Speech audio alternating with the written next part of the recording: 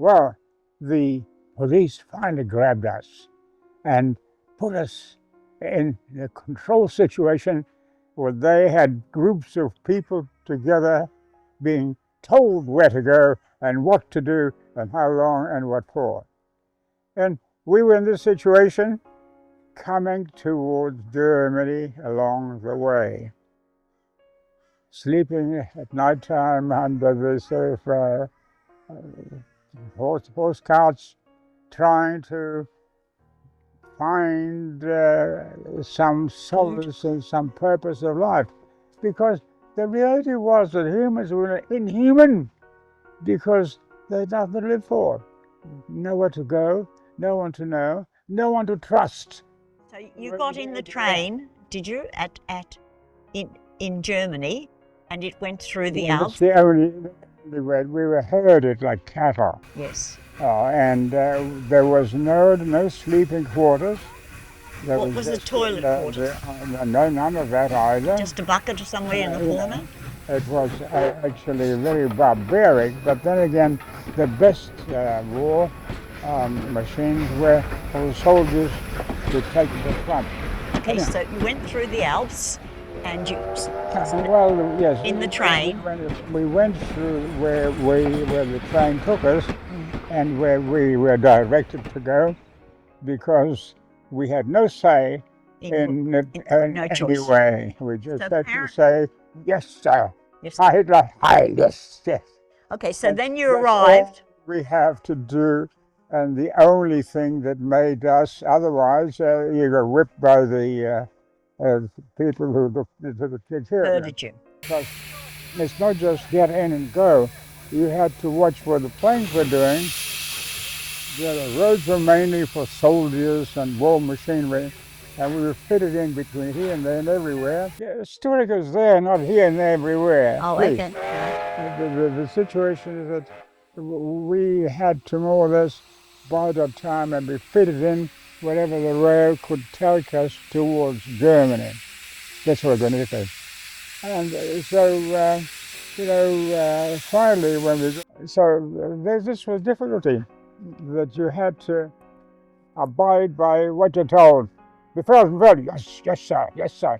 That's all you had. It's all you had, nothing else. And that way, how you sort of pushed and pulled your way and grabbed what you could to eat as you went, because no one, there was no cooks and no facilities for eating. So how did you find food?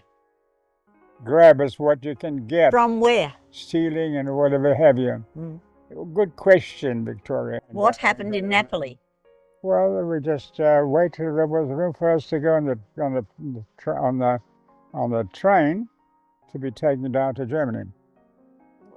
And the situation is that, you see, you had to fit in.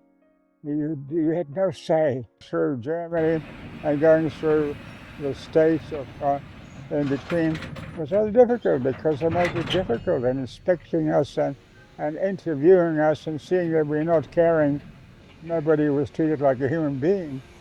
She forgets that, my wife that is, she forgets that a human did not count at all. Humanity was nil and void. Were you treated like cattle? You were just did what you had to, and you say, had this net, you say, Heil Hitler, yes, yes, sir, yes, sir. If you didn't do that, you didn't make it out. Did you have to do that as a child, or just your parents? Of course, everybody had. Every single person had to do it as they were ordered. And yet, the interesting thing is, my father had time to go and see the things in Italy on that were historical value, and the destruction was overpowering. You wonder whether you could ever have the world again, because the value was not there. The value of human life was zilch. If they killed, well, just step over and forget about it and press on. And we didn't have rations, we didn't have anything. We just sort of followed along at the best of we knew how. just which to was survive. very good, just to survive, which was good. Yeah, then when we sort of, where we stopped, they just put people through bathrooms to ensure that they were clean of all the lice that were everywhere. They were eating bodies alive virtually, and we were full of lice or whatever have you. And that's the way we survived. And getting through to, and of course then the other interesting thing is, we knew by then they put in Jews into trains where they died in a gas chamber. So we suspected every time they took us a different train that we might be in those trains being taken to a gas chamber, or the gas chamber in fact being the train. So all these things were on us, around us, and in the meantime we tried to stay warm and clean, not full of lice, and still get to it. How my parents did that, I have not the faintest idea. How old were you then? Because, well, you know, About 3 or? This was,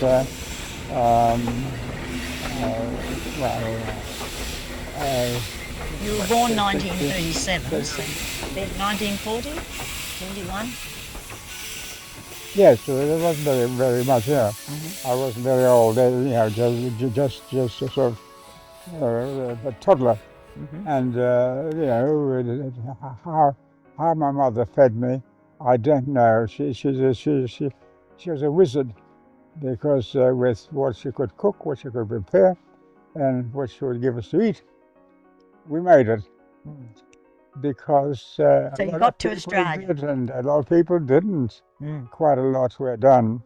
There was, for example, a story, which is a true one and a horrible one, where there's a wagon of cart and horses and people, and there they're traveling, and the plane came along and just was strafed and bombed and what have you, and this rather nice-looking lady sitting on the top, like the horses, half the body was blown away, and then she stood there and she didn't know what to say and died.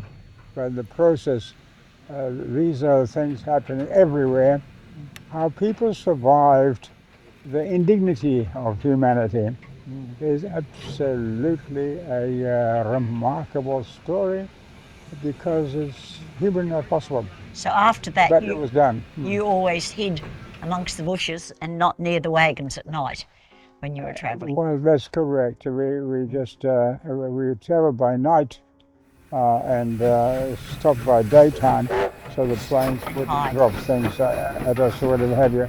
It makes it horrific in its dignity and its indignity rather. And you know, you sort of wonder how humanity has really made it in history.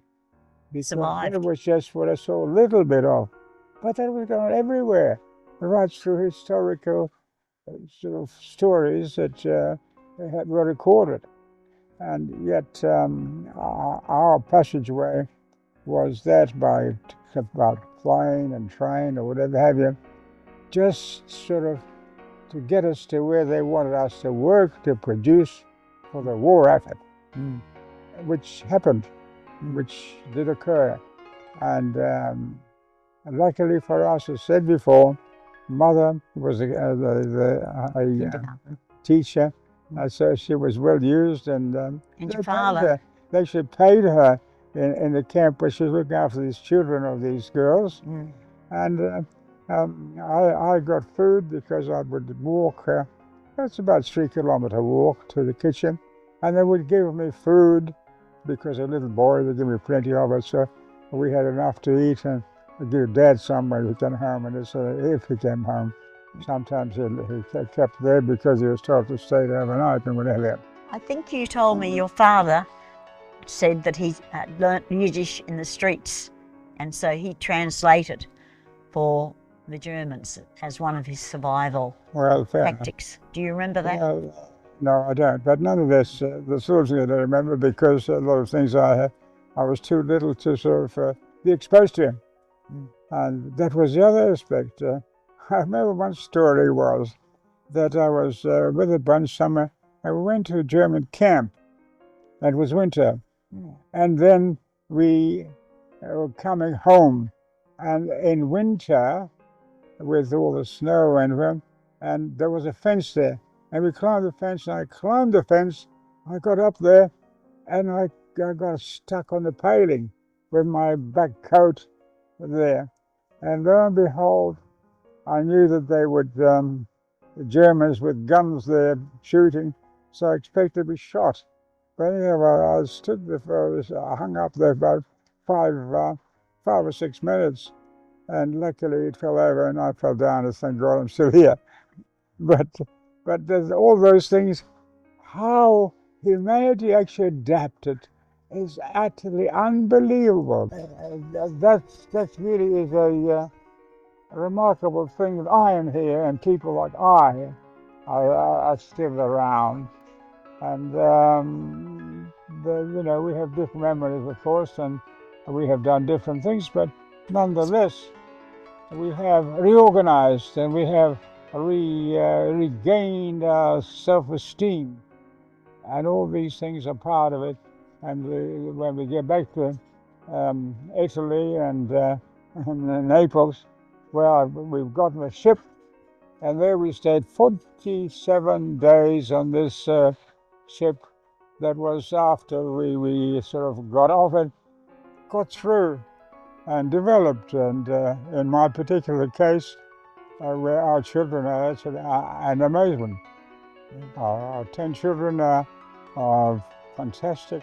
And they all got university education, all of them. It's unbelievable. Came to Australia, darling, and we got married. Do you remember how you met me? Because I remember. Where was it? Dance at the hospital. Yes, that was Victoria Park. Victoria But Park. before that Yeah, morning, yeah. I had gone. And I walked her back, and I went to hold her hand, and she didn't know what to do. She's petrified. I went to hold her hand. You don't hold hands with a man that you don't know. Walk back, But because she lived with 2 maiden maids. aunties. Anything to do with the men. So what happened for you to go to Corrie Street? Do you remember? How did you come to go to Corrie Street? Do you remember that Auntie Eileen told you that there was an English doctor going back?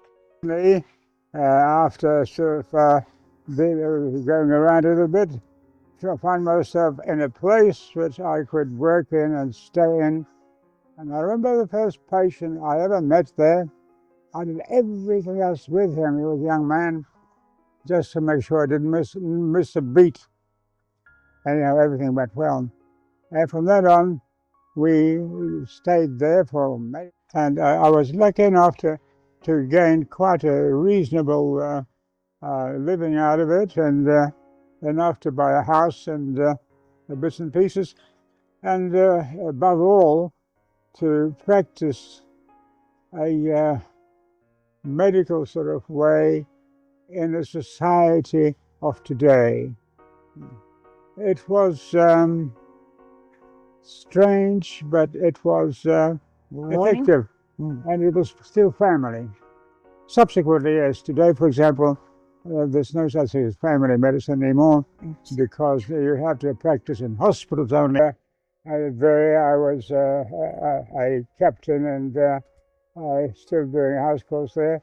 It's just another way of extending what medicine had to offer, because really it's now a fascinating field, because it's changing, improving, and the attitude towards it has become different, more kind of demanding.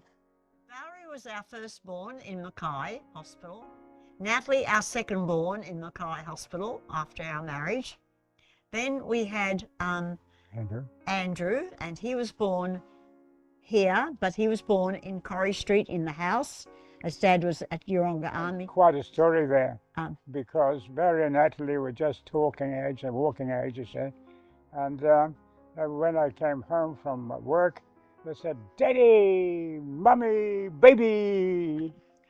And the problem was that in those days, the ambulance only had one person in. So she was in labour, the door was locked, the little ones didn't know how to open it, and so the ambulance man Had to had climb to climb through the window, open the door, and get moving and going. and let Dr. Fozzie cut the cord. So Andrew is a sort of winner on the go. So Carry on. so we only had the one son.